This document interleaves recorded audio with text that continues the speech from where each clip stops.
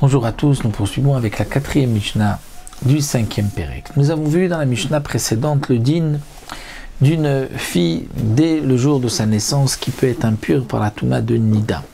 Et nous avons vu pour le garçon aussi qu'il peut avoir une impureté de Ziva dès son premier jour et d'autres dinim que la Mishnah nous a enseigné pour un garçon, pour une fille, dès leur naissance. Ici la Mishnah continue, nous dit Bat Shalosh Shanim Veyom Echad, une fille à partir de 3 ans et un jour.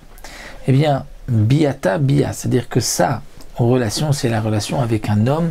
Ceci est considéré comme une bia. Et donc, mitkadesh et bia. Par exemple, comme nous savons, le père peut marier sa fille. Il peut la marier en recevant des kiddushin pour sa fille, mais il peut aussi la donner pour une relation à un homme. Et par cette relation, si l'homme veut la prendre comme femme par cette relation, elle est mitkadeshet bébia. Mais cette relation, c'est seulement à partir de 3 ans. Avant 3 ans, on considère que ce n'est pas une bia. Ce din-là, on l'apprend halacha le Moshe Messinaï. De même, nous verrons qu'un garçon, c'est seulement à partir de 9 ans que sa relation est considérée comme telle. Sinon, ce n'est comme s'il n'y avait rien eu.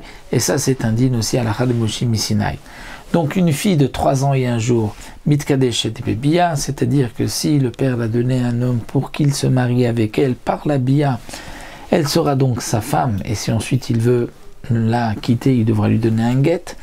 De même, vimbalea yabam knaa, si le yabam, donc si cette fille était mariée, donc le père l'a mariée à un homme à partir donc de l'âge de 3 ans, sa bia est considérée comme une bia, un homme, donc le père a marié cette fille, et cette fille a perdu son mari sans avoir d'enfants, bien sûr elle est trop jeune pour avoir des enfants, et lui n'en a pas eu ailleurs, eh bien elle fera yiboum avec le frère de son mari. Donc même si c'est après les 3 ans que le frère de son mari a une relation avec elle, eh bien par ce yiboum, kna'a ilakiz, elle sera donc sa femme, et il héritera des biens de son frère, et ensuite donc il sera impur aussi.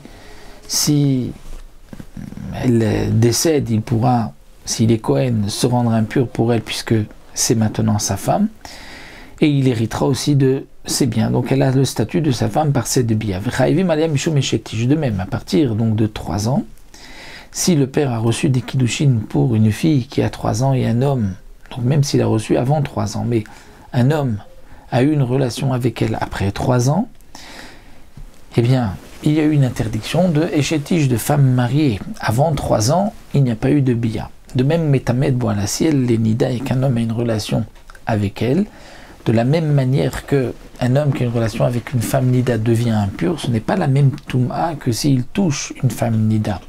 Si quelqu'un touche une femme nida, il n'est impur que jusqu'au soir. Mais si il a une relation avec une femme nida, il sera impur pendant 7 jours, l'étamé mishkav tarton kelion, c'est-à-dire que mishkav tarton, c'est-à-dire le matelas, on va dire, ce qui était sous lui, sera impur au même degré que ce qui est sur le zav, puisque comme nous savons, pour un homme qui est zav, il y a une touma pour le mishkav du zav et pour le elionos qui se trouve pour zav, ça nous l'avons vu déjà plus haut.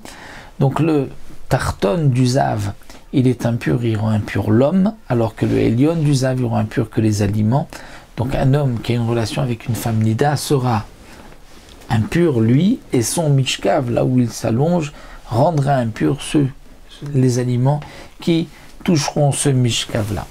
Donc de même, Niset la Kohen, si elle se marie avec un Kohen, Tochal bitrouma, elle pourra manger de la terouma. Parce que à partir de 3 ans, il y a donc, on considère que cette relation est une relation valable.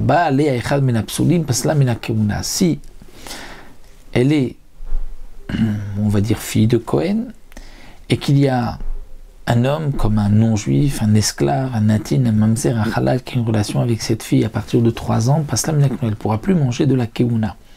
Parce que toute fille de Kohen qui a une relation avec un non-juif, par exemple, perd sa keuna. Elle a un statut de zona. Si une des harayot qui lui sont interdites, c'est-à-dire par exemple son père ou son frère, ou son père ou son beau-père même ont une relation avec elle, eux seront tués. C'est-à-dire le père sera tué parce qu'il y a une relation avec sa fille, puisqu'elle a 3 ans, donc la bia est une bia. Viptura, elle, bien sûr, elle ne sera pas tuée parce que elle est ktana, elle n'a pas encore 12 ans.